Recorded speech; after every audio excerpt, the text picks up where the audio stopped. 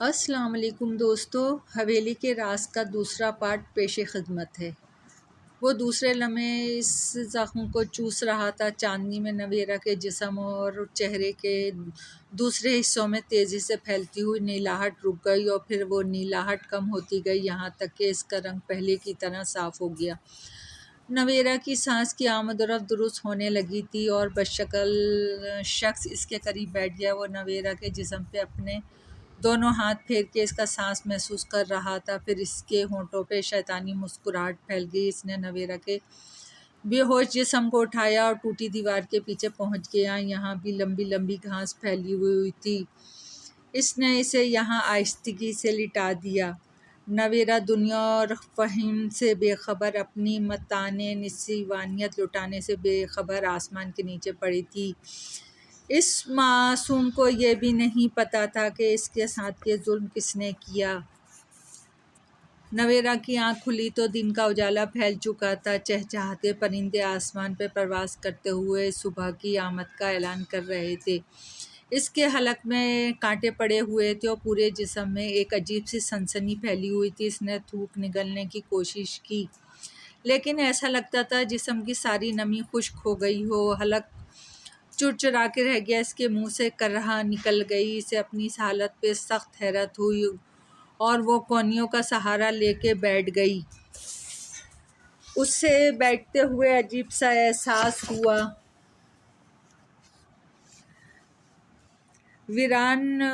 حویلی ویران بھائیں بھائیں کر رہی تھی۔ اس نے قریب جار کے ماحول کو دیکھا اور اسے سب کچھ یاد آنے لگا۔ وہ بھوتوں کی تلاش میں یہاں آئی تھی، اسے بھوت نہیں ملے تھے، پھر وہ چمکدار چیز اور اس کے بعد سانپ، اور ایک بار پھر وہ خوف سے اچھل پڑی اور ہمت کر کے کھڑی ہو گئی۔ اسے سخت تکلیف محسوس ہوئی، ایسی تکلیف جس کا وہ ذکر بھی نہیں کر سکتی تھی۔ لڑکھڑاتے قدموں سے واپس چل دی۔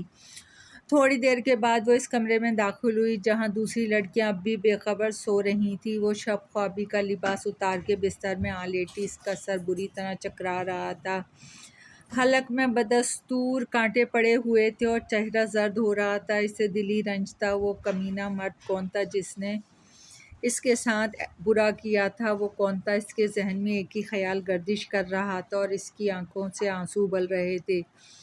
یورپ کے آزاد ماحول میں بھی اس نے باپ کی نصیحتوں کو گرہ میں باندھ رکھا تھا۔ اس نے ہر اس دوست کو بری طرح ڈانٹ دیا تھا جس نے دوستی کی حدود کو عبور کرنے کی کوشش کی تھی۔ اس کے ذہن میں اپنی زندگی کے ساتھی کے لیے ایک آئیڈیل تھا اور جب وہ ملے گا تو بہت خوش ہوگی، لیکن اب سب خواب ٹوٹ گئے تھے۔ وہ اپنا سب کچھ کھو چکی تھی اور غم یہ تھا کہ اسے معلوم بھی نہیں تھا وہ کون ہے، کس نے اس کے ساتھ یہ انسانیت سوچ سلوک کیا ہے۔ لڑکیاں ایک ایک کر کے جاگ اٹھیں، لیکن اس نے آنکھیں بند رکھی۔ ملازم ناشتے کی تیاریوں میں مصروف تھے۔ کافی دیر کے بعد لڑکیوں نے اسے جگایا۔ اس کا دل اٹھنے کو نہیں چاہ رہا تھا، لیکن وہ اٹھ گئی۔ لڑکیوں نے اس کا چہرہ دیکھا تو حیران رہ گئیں۔ ارے کیا بات ہے نویرہ، تمہارا چہرہ زرد کیوں ہو رہا ہے؟ نغمہ نے پوچھا۔ میری طبیعت ٹھیک نہیں ہے، واپس چلو، اس نے مزاحمل لہجے میں کہا اور لڑکیاں پریشان ہو گئیں۔ ناشتہ بھی الٹا سیدھا کیا گیا اور پھر وہ سب واپس چل پڑے۔ یہاں خوشی خوشی آئے تھے، لیکن اب فکر مندی واپس جا رہے تھے۔ راستے میں نویرہ کو شدید بخار ہو گیا۔ شہر پہنچے تو سب نویرہ کی بیماری کا سن کر پریشان ہو گئے۔ اکبر کی فیملی ڈاکٹر کو بلایا گیا اور اس نے انجیکشن دے کے دوائیں لکھ دیں۔ اس نے صرف موسمی اثرات بتائے تھے۔ بڑیاں کہنے لگیں کہ وہ پہلے ہی منع کر رہی تھی کہ حویلی آصف زدہ ہے، خواہ بچیوں کو وہاں بھیج دیا۔ خود علی احسن سخت پریشان تھے۔ دن تک وہ سخت بخار میں مبتلا رہی، پھر ٹھیک ہوتی گئی۔ اس کا پھول کی طرح چہرہ شکفتہ مرجھا کر رہ گیا تھا۔ ہنستی ہوئی آنکھوں میں غم کے سائل لہرانے لگے تھے۔ سب کا خیال تھا کہ وقتی بیماری کا نتیجہ ہے، لیکن اس بات سے تو نویرہ ہی واقف تھی۔ وہ بڑی بوڑھیوں نے جھاڑ پھونک بھی کروائی تھی، لیکن بے سود۔ نویرہ جسمانی طور پہ صحت مند ہو گئی تھی، لیکن اس کے ہونٹوں کی ہنسی واپس نہ آ سکی تھی۔ پہلے وہ ہر وقت لڑکیوں میں گھسی رہتی تھی، لیکن اب اسے تنہائی پسند تھی۔ بڑی بوڑھیوں کو یقین ہو گیا تھا کہ اس پر آصف کا سایہ ہو گیا ہے، لیکن بظاہر ایسی کوئی بات نہیں تھی۔ سوائے اس کی پراسرار خاموشی کے سیدہ بیگم نے کئی بار اس کی خاموشی کا راز جاننے کی کوشش کی، لیکن زیادہ سوال جواب پر نویرہ جھنجھلا اٹھتی اور باہر نکل جاتی۔ خود علی احسن سخت پریشان تھے۔ آخر فیصلہ کیا گیا کہ فوری طور پہ نویرہ کی شادی کر دی جائے، اور علی احسن نے اب اس خیال کا اظہار علی اکبر پر کر دیا۔ اگر حکم ہو تو میں شمشاد سے بات کروں؟ اکبر علی نے پوچھا۔ ہاں اکبر علی، تم اس کا برا بھلا خود سوچ سکتے ہو، میں چاہتا ہوں یہ کام جس قدر جلدی ہو بہتر ہے۔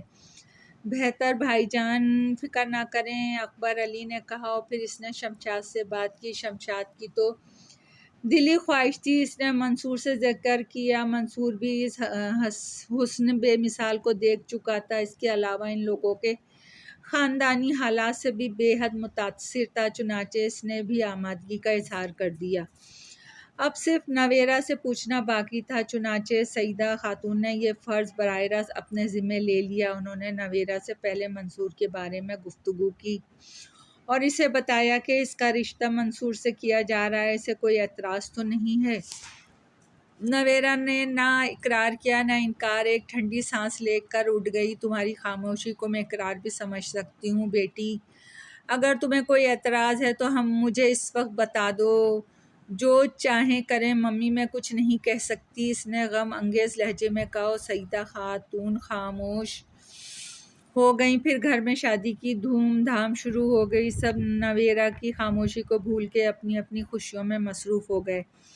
علی احسن معمولی آدمی نہ تھے، شایع نہ شان شادی کرنا چاہتے تھے۔ نویرہ کے رشتہ دار لڑکیاں اسے چھیڑتی، اس سے مذاق کرتی، لیکن کوئی بھی اس کے ہونٹوں میں مسکراہٹ لانے میں کامیاب نہ ہو سکا۔ آخر وہ دن بھی آ گیا جب منصور دولہا بن کر آیا اور نویرہ کو بیاہ کے لے گیا۔ دلہن بنی نویرہ قیامت لگ رہی تھی، لیکن اس کا سوگوار چہرہ نہ جانے کون کون سی کہانیاں سنا رہا تھا۔ نویرہ کو جملہ عروسوں میں پہنچا دیا گیا اور منصور مسرتوں کے طوفان میں گرا اس کے قریب پہنچ گیا۔ اس نے دھڑکتے دل سے نویرہ کا گھونگھٹ اٹھایا اور اس پہ قربان ہو گیا۔ اس کے خوابوں کی تعبیر، اس کی شریک زندگی اس کے سامنے تھی، اس کا سینہ مسرت سے پھٹ رہا تھا۔ جذبات میں ڈوبے ہوئے منصور کی بھیانک چیخ نے اس کے حواس معطل کر دیے۔ منصور اس سے علیحدہ ہو گیا، وہ ماہی بے آب کی طرح تڑپ رہا تھا اور وہ سکتے کے عالم میں سے دیکھ رہی تھی۔ اسے نہیں معلوم ہوا کیا ہو گیا، وہ دروازہ بھی نہیں کھول سکی، اور پھر جب دروازہ توڑنے والوں نے اسے جھنجھوڑا تو وہ بے ہوش ہو کر گر گئی۔ اسے معلوم نہ ہو سکا کیا ہو گیا۔ قیامت صغریٰ کے گزرنے کا اسے کوئی احساس نہ ہوا۔ اسے ہوش آیا تو اسپتال کے سفید بستر پہ پڑی تھی۔ کافی دیر تک اس کا ذہن گم رہا، پھر خیالات واپس آنے لگے۔ اس نے اپنی موجودہ حالت کے بارے میں سوچا اور پھر یاد کرنے لگی اسے کیا ہو گیا تھا، وہ کیوں بے ہوش ہوئی تھی۔ کافی غور و غوص کے بعد اسے منصور یاد آیا، اس کے ساتھ ہی دوسرے تمام باتیں بھی، اور وہ بے اختیار اچھل پڑی۔ اس نے سہمی ہوئی نظروں سے چاروں طرف دیکھا۔ ایک آرام کرسی پہ ایک نرس بیٹھی کوئی رسالہ پڑھ رہی تھی۔ نرس، اس نے کمزور آواز میں پکارا اور نرس اچھل پڑی۔ وہ جلدی سے رسالہ رکھ کر اس کے پاس آ گئی اور محبت سے اس کے سر پہ ہاتھ پھیرنے لگی۔ کیسی طبیعت ہے؟ اب ٹھیک ہوں، میرے گھر والوں میں سے کوئی ہے؟ ابھی چند منٹ قبل وہ لوگ گئے ہیں۔ تمہاری طبیعت ٹھیک تھی؟ بمشکل انہیں روانہ کیا ہے۔ ویسے تمہارے 2 ملازم موجود ہیں، اور وہ منصور صاحب آئے تھے؟ اس نے جھجکتے ہوئے پوچھا۔ منصور صاحب؟ نرس کے چہرے پہ عجیب سے تاثرات پھیل گئے۔ تمہارا شوہر نا؟ ہاں وہ بھی آئے تھے، اب چلے گئے ہیں، نرس نے کہا، اور دوسری طرف مڑ کر ایک شیشی سے کوئی شربت جیسی چیز نکالنے لگی۔ گلاس میں ڈال کے اس نے پانی ملایا اور پھر سہارا دے کے اسے اٹھایا اور شربت پلا دیا۔ پھر بولی، آرام سے سو جاؤ، تمہارے گھر والے شام کو آئیں گے۔ شربت شاید کوئی خواب آور دوا تھی، اس لیے وہ پھر سو گئی، اور دوسری بار جب وہ جاگی تو اس کی والدہ سرانے بیٹھی تھیں۔ اس کی نظروں نے منصور کو تلاش کیا، لیکن وہ نظر نہیں آیا۔ سیدہ خاتون کا چہرہ سستا ہوا تھا، ایک خوفناک سناٹا ان کے چہرے پہ تھا، لیکن وہ بھی اس قدر حواس میں نہیں تھی کہ ان کے تاثرات کو پہچان سکتی۔ 1 ہفتہ اسپتال میں رہنے کے بعد اسے چھٹی مل گئی اور پھر جس دن وہ گھر پہنچی اس دن ایک پولیس آفیسر اپنے ایک ماتحت اور احسن کے ساتھ اس سے ملنے آیا۔ یہ میرے دوست ہیں بیٹی، علی احسن نے پولیس افسر کا تعارف کرواتے ہوئے کہا۔ یہ تمہارا بیان لیں گے۔ میرا بیان؟ کیا بات ہے پاپا، کیسا بیان؟ منصور کے سلسلے میں، علی احسن نے کہا۔ کیا ہوا منصور کو؟ وہ اس دوران ایک بار بھی نہیں آئے۔ بتائیں کیا ہو گیا ہے منصور کو؟ اس نے بے قراری سے پوچھا اور علی احسن کے چہرے پہ سخت کشمکش کے آثار پھیل گئے۔ ان کی مدد پولیس افسر نے کی۔ تمہاری سہاگ رات کو تمہارے پاس آئے اور پھر گھر والوں نے ان کی چیخ سنی۔ انہوں نے دروازہ پیٹا لیکن کسی نے دروازہ نہ کھولا اور جب وہ دروازہ توڑ کر اندر داخل ہوئے تو منصور دم توڑ چکے تھے اور تم بے ہوش ہو گئی تھی۔ کیا تم ہمیں وہ حالات بتا سکتی ہو بیٹی جن کے تحت منصور کا انتقال ہوا تھا؟ لیکن وہ کیا بتا سکتی تھی؟ اسے تو سکتہ ہو گیا تھا۔ منصور مر گئے شادی کی پہلی رات، شوہر مر گیا، وہ زندہ تھی ہفتوں، اسے ہوش نہ رہا، وہ پاگل ہو گئی، بہکی بہکی باتیں کرتی، بال نوچتی تھی۔ علی احسن پر وطن آتے ہی مصیبتوں کے پہاڑ ٹوٹ پڑے تھے۔ وہ بہت زیادہ گھبرا گئے تھے لیکن معیشت عزی کے آگے یہ سب کچھ تو مقدر میں لکھا تھا۔ دولت مند آدمی تھے اس لیے پولیس وغیرہ کے سلسلے میں زیادہ پریشان نہ ہوئے۔ اکبر علی نے بات برابر کر دی تھی۔ ویسے شمشاد کے گھر والوں سے پوری طرح قطع تعلق ہو گیا تھا۔ شمشاد نویرہ کو اپنے بیٹے کا قاتل سمجھتا تھا، حالانکہ منصور کی موت آج تک ڈاکٹروں کے لیے معمہ تھی۔ وہ خود بھی معلوم نہیں کر سکے تھے کہ ان کی موت کی وجہ کیا تھی۔ کچھ ڈاکٹروں نے دبی زبان سے نویرہ کا ڈاکٹری معائنہ کرنے کی خواہش ظاہر کی تھی لیکن نویرہ کوئی معمولی لڑکی نہیں تھی کہ ڈاکٹر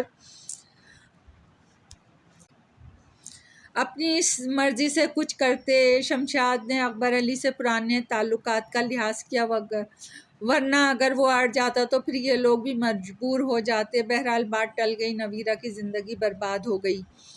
پھول جیسا چہرہ مرجھا گیا، وہ ہر وقت خاموش رہتی۔ اس کی ذہنی طبیعت اب درست ہو گئی تھی۔ خاندان کے تمام افراد اس کی دل جوئی میں لگے رہتے تھے۔ علی احسن کا خیال تھا کہ نویرہ کے دل سے یہ دکھ دور ہو تو اس کی دوسری شادی کے بارے میں سوچیں گے۔ آخر جوان لڑکی پوری زندگی تو اس طرح نہیں گزار سکتی نا۔ لیکن ایک دن انہیں اور صدمے سے دوچار ہونا پڑا۔ نویرہ کی طبیعت کچھ خراب تھی۔ یہاں تو معمولی بات پہ ڈاکٹر آتے تھے۔ ایک بوڑھے اور تجربے کار ڈاکٹر نے اسے دیکھا اور پھر علی احسن کو بتایا کہ نویرہ حاملہ ہے۔ یہ خبر سن کے احسن پہ بجلی بن کے گری۔ منصور اپنی نشانی نویرہ کو سونپ گیا تھا۔ اب نویرہ آسانی سے شادی کے بندھن میں نہیں بندھ سکتی تھی۔ انہوں نے سعدیہ خاتون کو یہ بات بتائی اور وہ بیچاری بھی سر پکڑ کے رہ گئی۔ نویرہ کو بھی یہ بات معلوم ہوئی، اس کا دل دہل گیا۔ تمام اس کو منصور سے منسوب کر رہے تھے لیکن وہ کیا کرتی؟ وہ خود بھی تو اس ظالم کو نہیں جانتی تھی جس نے رات کی تاریکی میں اسے لوٹا تھا۔ وہ اپنی منحوس نشانی اسے دے گیا تھا۔ پھر نویرہ کے ہاں بیٹی ہوئی بچی کو دیکھ کر اس کی تمام نفرتیں زائل ہو گئیں۔ وہ تو اس کے جگر کا ٹکڑا تھی، معصوم حسین کلی کی طرح۔ خاندان بھر میں بچی کے حسن کی شہرت ہو گئی۔ شمشاد کے گھر والے بھی خود کو باز نہ رکھ سکے۔ ان کے خیال میں یہ ان کے بیٹے کی نشانی تھی، چنانچہ وہ بچی کو دیکھنے آئے، ان کے لیے بہت کچھ لائے۔ بچی پرورش پانے لگی۔ علی احسن نے ایک آدھ بار دبی زبان سے نویرہ سے بات کی۔ وہ اس کی شادی کرنا چاہتے تھے لیکن نویرہ نے کہہ دیا کہ اگر آئندہ اس سے اس موضوع پہ بات کی گئی تو وہ خودکشی کر لے گی، اور پھر اس کے بعد علی احسن خاموش ہو گئے۔ انہوں نے پھر کبھی یہ تذکرہ نہیں چھیڑا۔ نویرہ نے خود کو بچی کے لیے وقف کر دیا تھا۔ ایک دن ایک عجیب واقعہ پیش آیا۔ رات کو نویرہ بچے کے ساتھ سو رہی تھی، گہری نیند، نہ جانے کیوں اس کی آنکھ کھل گئی۔ اس کا ہاتھ بچی پہ پڑا لیکن کوئی بجلی سی چیز اس کے ہاتھ کے نیچے سے نکل گئی۔ یہ لجلی چیز بچی کے جسم کا کوئی حصہ تو نہیں ہو سکتا تھا۔ اس نے آنکھیں کھول کر دیکھا اور پھر اس کی دل خراش چیخ نے دور دور تک سوئے ہوئے لوگوں کو جگا دیا۔ نویرہ نے بچی کے سرانے بیٹھے ہوئے سانپ پر زوردار ہاتھ مارا اور وہ پٹ سے نیچے گرا، اور دوسرے لمحے نویرہ نے بچی کو سینے سے لگا لیا۔ گھر والے جب اس کے کمرے میں داخل ہوئے تو नवेरा बिलक बिलक कर रोते हुए बच्ची के जिस्म को टटोल रही थी और फिर देख रही थी कि बच्ची को सांप ने डसा तो नहीं, लेकिन बच्ची महफूज थी। नवेरा ने रोते हुए घर वालों को बताया कि उसने बच्ची के सिराने एक सांप को कुंडली मारे बैठे हुए देखा। तो घर वाले भी बौखला गए, भला इस साफ सुथरी हवेली में सांप का कहाँ गुजर। ताहम घर के मुलाजमों की एक टीम ने घर का एक एक कोना छान मारा, लेकिन सांप होता तो मिलता। इसे तो नवेरा का वहम समझा गया, लेकिन नवेरा बताती थी कि इसने पूरे होश हवास में सांप को दूसरी तरफ झटका दिया था। घर वाले खामोश हो गए, लेकिन सईदा बेगम को नवेरा के बयान पे यकीन आ गया। लेकिन अब उनके सामने दूसरी सूरत हाल थी। नवेरा ख़ानदान की किसी तकरीब में शिरकत नहीं होती थी। हालांकि सब चाहते थे वो गिले मिले, लेकिन नवेरा का दिल बुझा हुआ था।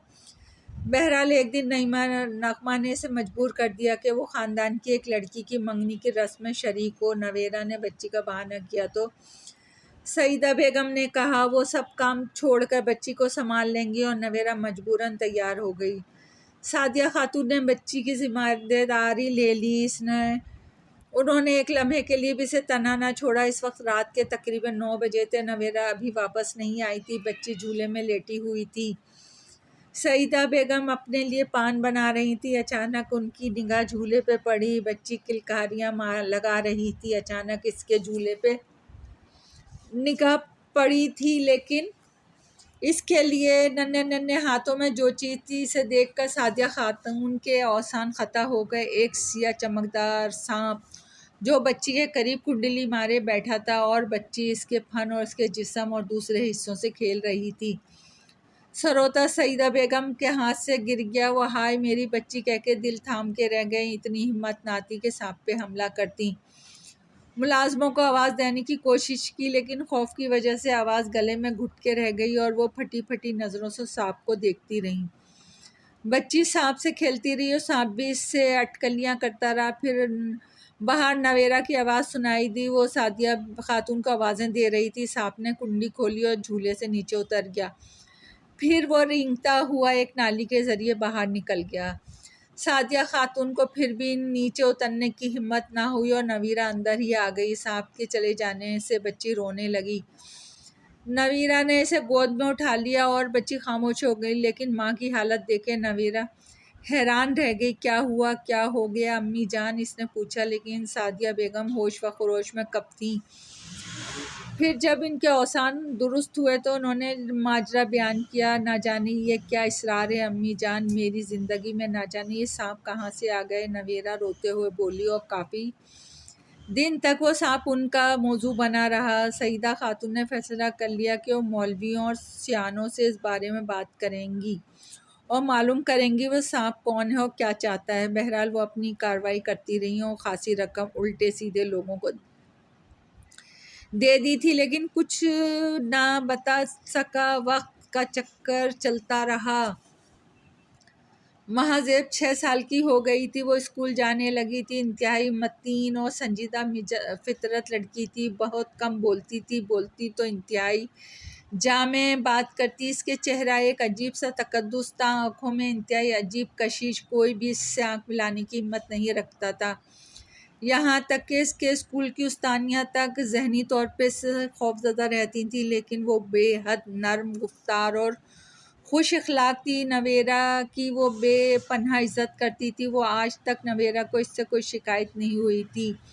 एक शाम बादल घिरे हुए थे। घर के सब लोग एक हॉल में जमा थे। रेडियो बज रहा था। मौसम के नगमे गाए जा रहे थे। फिर थोड़ी देर के बाद बारिश होने लगी और मौसम बेहद नशीला हो गया।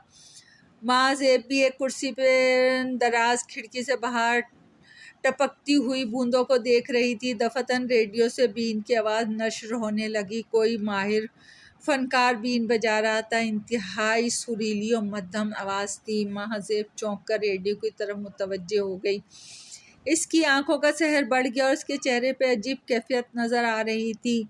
बीन बजती रही। अब माँ ज़ेब बाकायदा झूमने लगी थी। इसकी आंखें बाकायदा बंद होने लगी थी। अभी किसी ने ख़ास तौर पे इसकी तरफ तवज्जो नहीं दी थी। माज़ेब बार बार चौंक कर आंखें फाड़ देती, फिर बीन की आवाज़ में गुम हो जाती।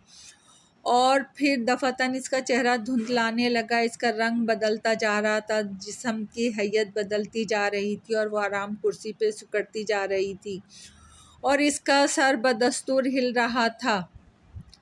دفعتاً زوردار بجلی کڑکی اور ریڈیو کی نشریات بند ہو گئی اور مہذیب نے آنکھیں کھول دی۔ چند لمحات وہ حیرت نظروں سے چاروں طرف دیکھتی رہی، پھر ایک دم سنبھل گئی، اس کے چہرے کی شگفتگی بحال ہونے لگی تھی۔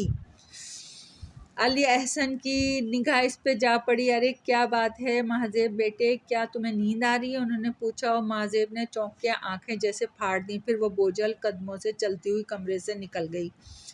مہذیب 20 برس کی ہو گئی تھی، اس کے ساتھ ساتھ وہ کچھ اور پراسرار ہو گئی تھی۔ وہ اب بھی اتنی سنجیدہ اور پروقار تھی، اس کی آنکھوں کی کشش بے پناہ ہو گئی تھی۔ اس کے کالج کے لڑکے اور لڑکیاں اس سے بری طرح مرغوب تھے، جبکہ بذات خود اس کی ذات میں بے پناہ انکساری تھی۔ لیکن ایک بات اس میں خاص طور پہ پیدا ہو گئی تھی کہ مہینے میں ایک ہفتے کی رات وہ گھر سے باہر گزارتی تھی۔ یہ بات تقریباً 3 سال سے بلا ناغہ ہو رہی تھی۔